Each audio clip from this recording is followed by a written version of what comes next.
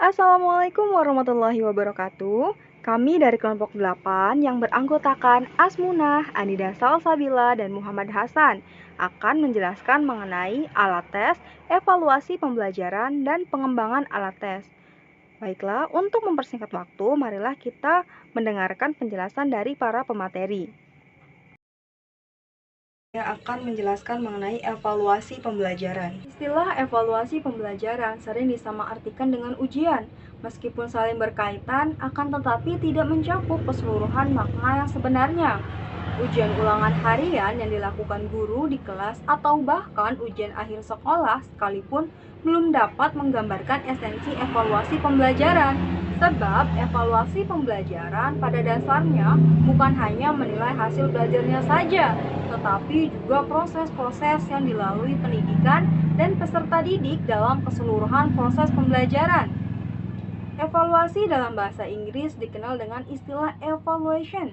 Winston dan kawan-kawan di Jalinan Puji Mujiono tahun 2007 yang mengemukakan bahwa evaluasi pendidikan adalah penafsiran terhadap pertumbuhan dan kemajuan siswa ke arah tujuan atau nilai-nilai yang telah ditetapkan dalam kurikulum.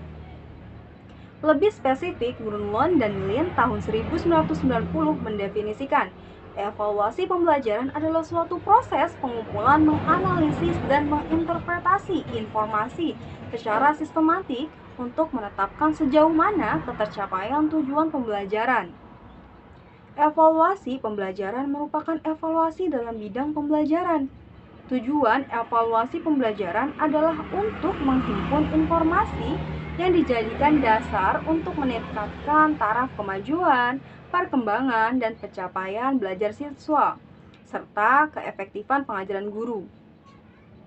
Pengertian evaluasi pembelajaran adalah proses untuk menentukan nilai pembelajaran yang dilaksanakan dengan melalui kegiatan pengukuran dan penilaian pembelajaran. Pengukuran yang dimaksud di sini adalah proses perbandingan tingkat keberhasilan pembelajaran dengan ukuran keberhasilan pembelajaran yang telah ditentukan secara kuantitatif. Sedangkan penilaian yang dimaksud di sini adalah proses pembuatan keputusan nilai keberhasilan pembelajaran secara kuantitatif.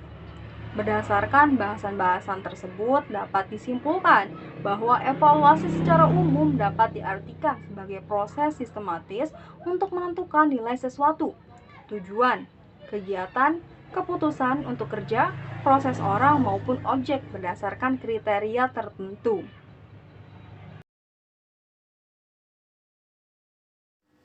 Ya, di sini saya Muhammad Hasan akan menjelaskan mengenai jenis dan macam alat tes evaluasi.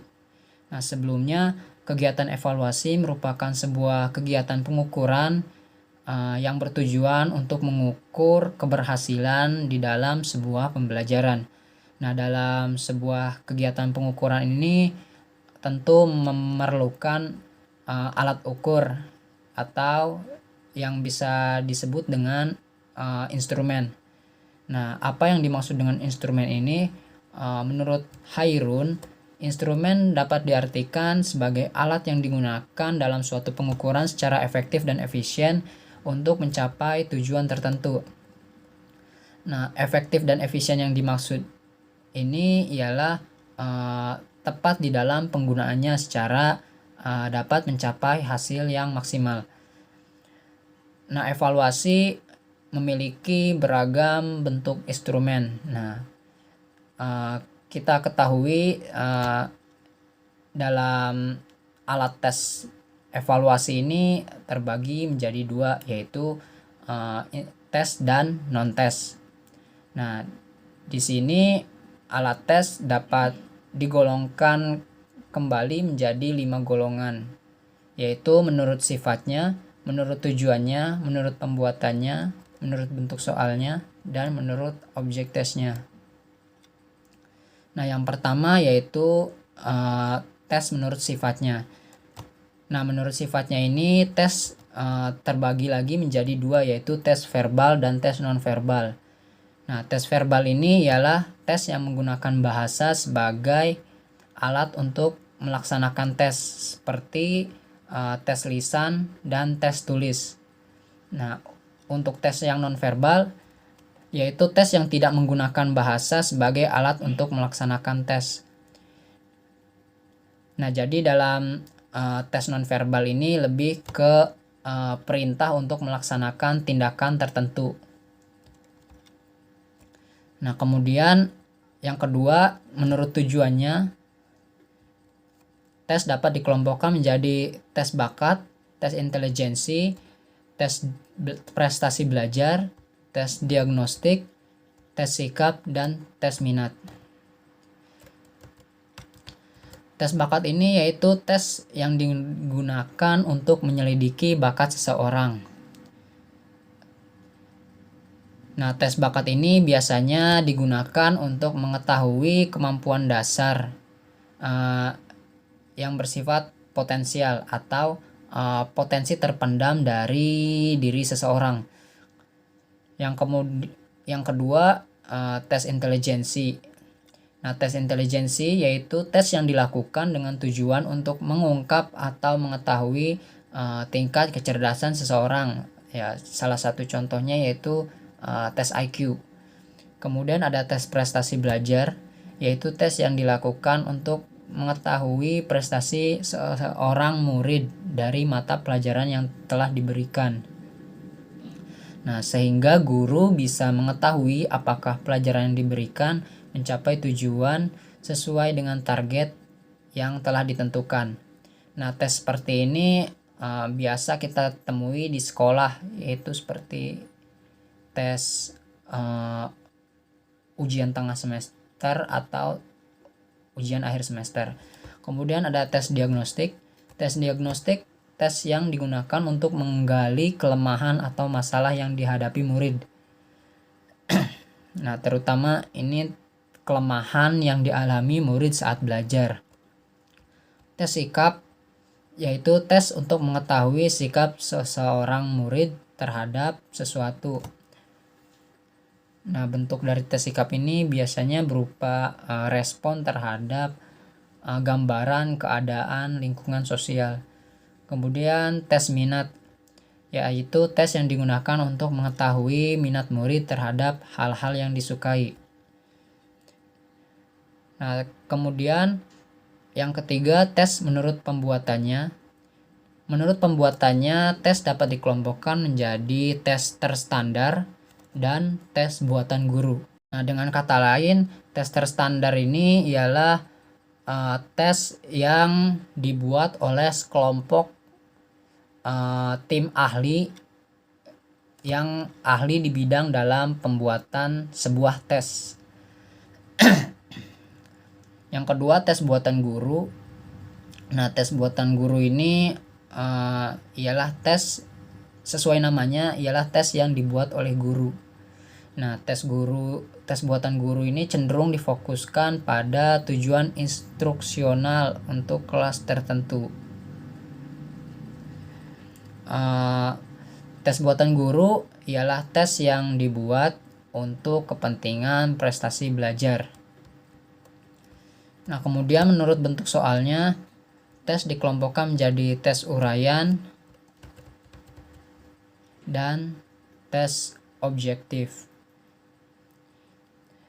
Nah, tes uraian ini yaitu tes berupa pertanyaan yang menghendaki jawaban berupa pendapat atau analisis. Kemudian ada tes objektif. Tes objektif yaitu tes yang berupa pertanyaan dengan jawaban singkat. Dalam tes objektif, umumnya seorang tester akan menjawab berdasarkan pilihan jawaban yang tersedia. Nah, contoh dari tes objektif ini yaitu seperti soal pilihan ganda, kemudian menjodohkan, kemudian soal benar salah, ya, dan yang kelima tes menurut objek yang diuji coba atau dites dikelompokkan menjadi dua, yaitu tes individual dan tes kelompok. Nah, tes individual ini yaitu tes yang pelaksanaannya memerlukan waktu yang cukup panjang. Nah, bentuk contoh dari tes individual ini seperti tes lisan atau berupa seperti wawancara. Nah, untuk tes kelompok, ini biasanya diberlakukan dengan menggunakan tes objektif, sehingga dapat mengukur kemampuan siswa dalam jumlah banyak dengan waktu yang efisien. Ya, berikutnya akan dijelaskan oleh rekan saya. Ya, baik teman-teman, selanjutnya di sini saya akan menjelaskan mengenai pengembangan alat evaluasi. Nah, yang pertama itu ada perencanaan evaluasi. Perencanaan evaluasi sendiri ini dimaksudkan agar hasil yang diperoleh dapat lebih maksimal. Nah, perencanaan ini penting bahkan mempengaruhi prosedur evaluasi secara menyeluruh. Wijames Propam 1974 ini mengemukakan bahwa maksud perencanaan evaluasi adalah untuk memfasilitasi pengumpulan data sehingga memungkinkan membuat pernyataan yang valid tentang pengaruh sebuah efek atau yang muncul di luar program, praktik atau kebijakan yang diteliti. Dan yang kedua ini ada menentukan tujuan penilaian. Nah, tujuan penilaian merupakan dasar untuk menentukan arah ruang lingkup materi, jenis atau model, dan karakter alat penilaian. Nah, ada 4 kemungkinan tujuan penilaian, yaitu yang pertama ada penilaian formatif, yaitu untuk memperbaiki kinerja atau proses pembelajaran. Yang kedua ada penilaian sumatif, yaitu untuk memperbaiki kinerja atau menentukan keberhasilan peserta didik. Yang ketiga ada penilaian diagnostis, yaitu untuk mengidentifikasikan kesulitan belajar peserta didik dalam proses pembelajaran. Yang keempat ada penilaian penempatan, yaitu untuk menempatkan posisi peserta didik sesuai dengan kemampuannya. Yang ketiga ini ada mengidentifikasi kompetensi dan hasil belajar yang bertujuan untuk mengidentifikasi kompetensi yang akan diuji sesuai dengan standar kompetensi dasar, hasil belajar, dan indikator yang terbagi dalam 3 domain, yaitu ada domain kognitif, domain efektif, serta domain psikomotor. Lalu yang keempat ada menyusun kisi-kisi. Nah, kisi-kisi adalah sebuah format pemetaan soal yang menggambarkan distribusi item untuk berbagai topik atau pokok bahasan berdasarkan jenjang kemampuan tertentu yang berfungsi sebagai pedoman untuk menulis soal atau merakit soal menjadi perangkat tes. Dan yang kelima ada mengembangkan draft instrumen merupakan penjabaran indikator menjadi pertanyaan-pertanyaan yang karakteristiknya sesuai dengan pedoman kisi-kisi. Nah, setiap pertanyaannya harus jelas dan terfokus serta menggunakan bahasa yang efektif, baik bentuk pertanyaan maupun bentuk jawabannya. Nah, kualitas butir soal ini akan menentukan kualitas tes secara keseluruhan. Lalu selanjutnya ada uji coba dan analisis soal. Bertujuan untuk mengetahui soal-soal mana yang perlu diubah, diperbaiki, bahkan dibuang sama sekali, serta soal mana yang baik untuk dipergunakan selanjutnya. Karena soal yang baik adalah soal yang sudah mengalami beberapa kali uji coba dan revisi yang didasarkan atas pertama, analisis empiris yang dimaksudkan untuk mengetahui kelemahan-kelemahan setiap soal yang digunakan. Nah, informasi empiris ini pada umumnya menyangkut segala hal yang dapat memengaruhi validitas soal, meliputi aspek-aspek keterbacaan soal, tingkat kesukaran soal, bentuk jawaban, daya pembeda soal, pengaruh kultur, dan sebagainya. Nah, yang kedua juga ada analisis rasional yang dimaksudkan untuk memperbaiki kelemahan-kelemahan setiap soal. Nah, kedua analisis ini dilakukan pula terhadap instrumen evaluasi dalam bentuk non-tes. Lalu selanjutnya yang ketujuh ini ada revisi dan merakit soal atau instrumen baru. Nah, soal yang sudah diuji coba dan dianalisis direvisi kembali sesuai dengan proporsi tingkat kesukarannya dan daya pembeda. Nah, dengan demikian ada soal yang masih dapat diperbaiki dari segi bahasa atau direvisi total, baik menyangkut pokok soal maupun alternatif jawaban, yang kemudian dilakukan perakitan soal menjadi suatu instrumen yang terpadu dengan memperhatikan validitas skor tes, nomor urut tes, pengelompokan bentuk soal, dan penataan soal. Lalu yang kedelapan ada pelaksanaan evaluasi. Nah, pelaksanaan evaluasi sendiri mempunyai arti bagaimana cara melaksanakan suatu evaluasi sesuai dengan perencanaan evaluasi. Nah, artinya tujuan evaluasi, model dan jenis evaluasi, objek evaluasi, instrumen evaluasi, sumber data, dan semuanya ini sudah dipersiapkan pada tahap perencanaan evaluasi yang pelaksanaannya bergantung pada jenis evaluasi yang digunakan. Nah, jenis evaluasi yang digunakan akan mempengaruhi seorang evaluator dalam menentukan prosedur, metode, instrumen, waktu pelaksanaan, sumber data dan sebagainya, yang pelaksananya dapat dilakukan dengan cara non-tes. Lalu selanjutnya ada monitoring pelaksanaan evaluasi. Nah, monitoring ini dilakukan untuk melihat apakah pelaksanaan evaluasi pembelajaran telah sesuai dengan perencanaan evaluasi yang telah ditetapkan atau belum, dengan tujuan untuk mencegah hal-hal negatif dan meningkatkan efisiensi pelaksanaan evaluasi.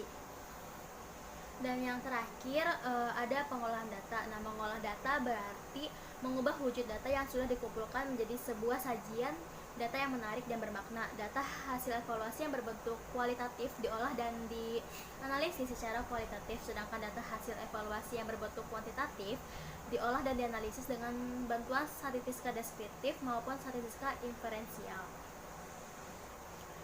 Nah, teman-teman, itu tadi merupakan penjabaran mengenai pengembangan alat tes evaluasi. Terima kasih.